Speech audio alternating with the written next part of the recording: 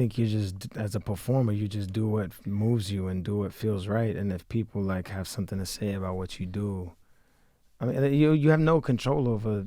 No. I have no control over anything beyond the work that I do. That's the beauty about art, right? You know, you make a painting and it becomes theirs, and they now have the opportunity to interpret it in whatever way they want, because it's not for you anymore. It doesn't belong to In the Heights, doesn't belong to us anymore. It belongs to the world. And that same casting director was like, yeah, nah, not for this thing, but we'd like to call you in for this thing called Hamilton's Mixtape. And I was like, Hamilton's Mixtape? What the fuck is that? And I'm looking at the thing, and I was like, oh, Lin-Manuel wrote this. Oh, Tommy Kail, the same guys that did In the Heights. Everybody, same team. I was like, damn, so this shit might be fly. I'm listening to the music, and I'm like, yo, this shit is crazy.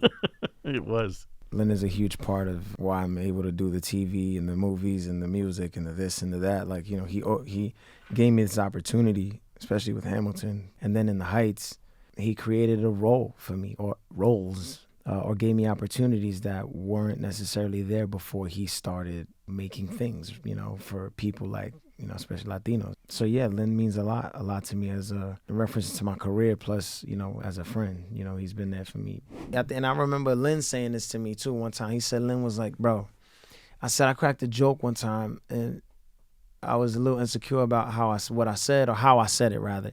I was like, man, I think I talk too hood sometimes, man. I gotta change the way I speak.